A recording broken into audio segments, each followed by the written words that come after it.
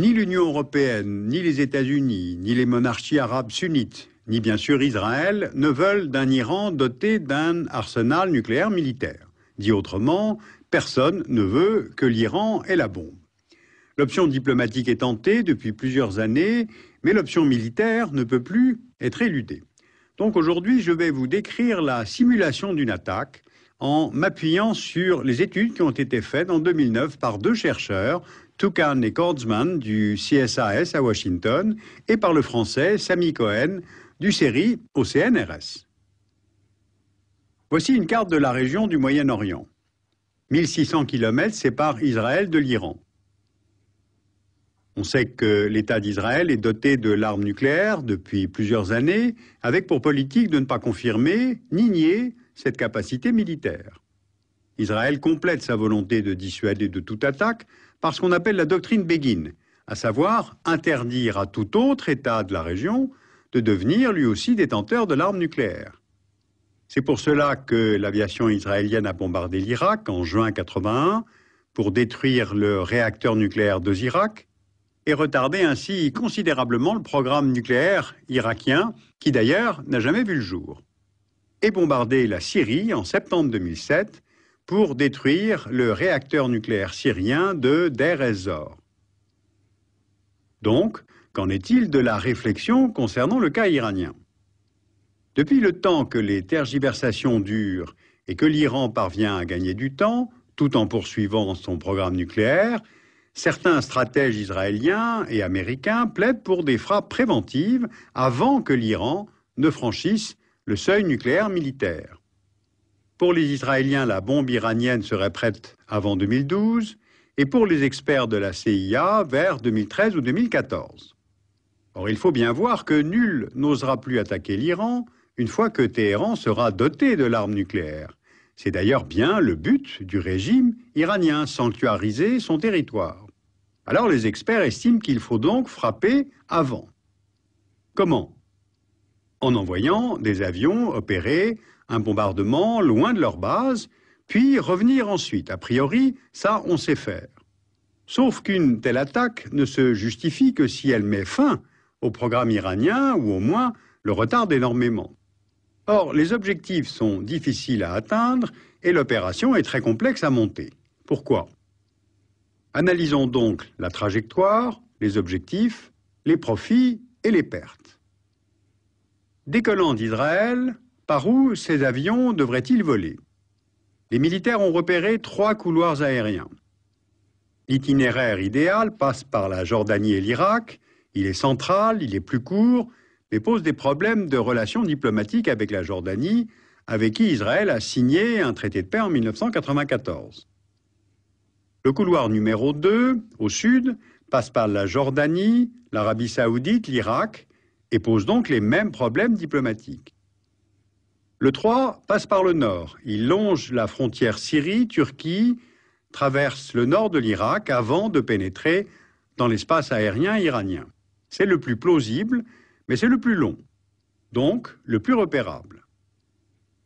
Pour s'avancer sans être repéré, l'armée de l'air israélienne devra être dotée de technologies de pointe pour brouiller réseaux de communication et radars des pays survolés. L'armée de l'air a d'ailleurs déjà fait usage de cette technologie lors du raid contre le réacteur nucléaire syrien en septembre 2007.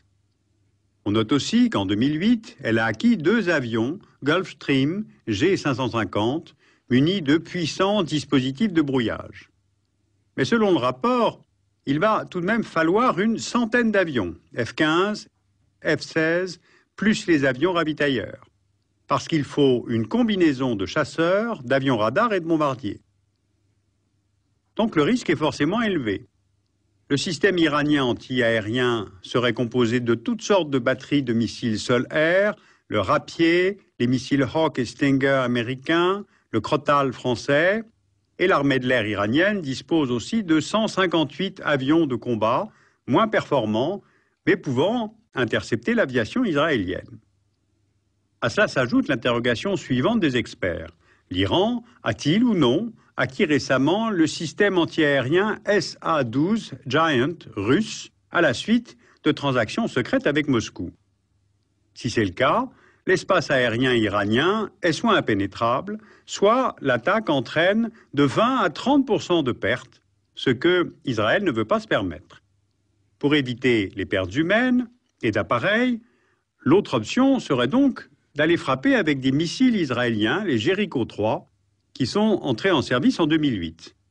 On a calculé que 42 missiles Jericho 3 étaient nécessaires pour détruire les installations iraniennes. Sauf que les cibles ne font que quelques mètres de superficie et il n'est pas sûr que les Jericho aient une telle précision pour une telle frappe.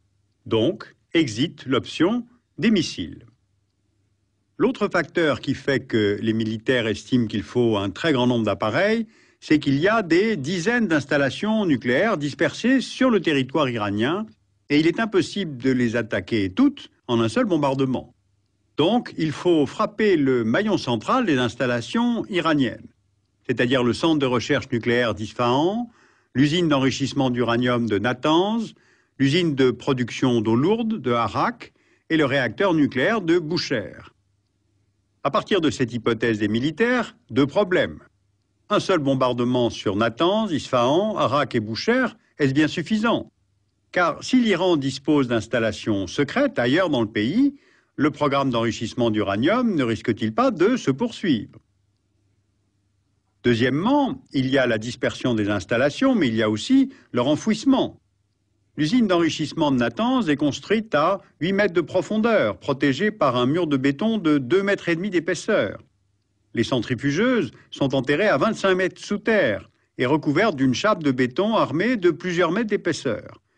Donc, il faut frapper avec précision, mais également en profondeur. D'ailleurs, en 2008, Israël s'est fait livrer par Washington environ 600 bombes dites briseurs de bunkers. Le modèle, le GBU-28 Bunker Buster, pèse 2,5 tonnes, perd 6 mètres de béton à 30 mètres de profondeur. Bien, poursuivons notre simulation. En cas de succès, que peut-on anticiper comme dégâts humains, comme effets collatéraux, comme représailles sur Israël et comme conséquences pour la région? Si la frappe touche sa cible, ce qui est tout de même le but recherché, l'explosion du réacteur de Bushehr provoque des retombées de radionucléides sur un très vaste périmètre. Cela entraîne la mort immédiate de milliers d'Iraniens vivant à proximité, des centaines de milliers seraient ensuite atteints de cancer, et entre les deux périodes, du fait des vents dominants, les pays voisins seraient eux aussi largement contaminés par les radionucléides. Maintenant, les représailles. L'Iran dispose de missiles Shihab 3, dont la portée atteint Israël, on le voit sur la carte, et Téhéran pourrait riposter par des tirs de missiles à tête conventionnelle. D'ailleurs, en 2008, l'administration Bush a livré à Israël un radar américain de surveillance, installé maintenant dans le Negev et servi avec l'aide de techniciens américains. Au sud du Liban, l'allié Hezbollah pourrait tirer des missiles Zelzal qui peuvent atteindre Tel Aviv. Et s'ils sont envoyés en grand nombre, l'état-major israélien confirme qu'il ne peut pas les intercepter tous. Or, depuis la guerre au Liban de juillet 2006, le Hezbollah a reconstitué son stock et disposerait de quelques 40 000 roquettes de diverses natures.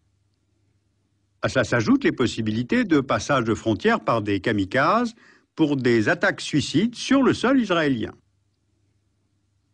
Et puis, Téhéran conserve aussi comme option le blocage du détroit d'Ormuz, aggravant ainsi la crise internationale, car c'est par ce détroit qu'est exporté environ 40% de la production pétrolière mondiale.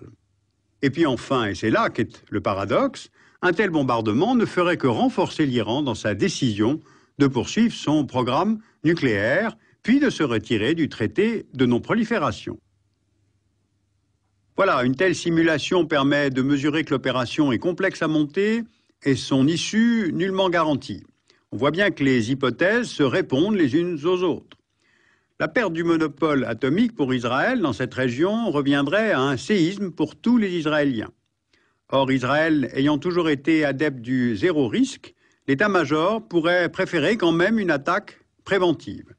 Vu son histoire, on peut comprendre que le peuple juif se crispe à toute idée de menace d'anéantissement. Les monarchies et les régimes arabes, ensuite, les sunnites, redoutent énormément que l'Iran franchisse ce cap. D'abord pour leur propre sécurité, et ensuite parce que cela entraînerait une prolifération dans le monde arabe lui-même. Donc si on pousse un peu loin le raisonnement, on comprend que ces régimes arabes ne seraient en fait pas fâchés que Israël se charge du travail. Sauf que les conséquences d'un tel bombardement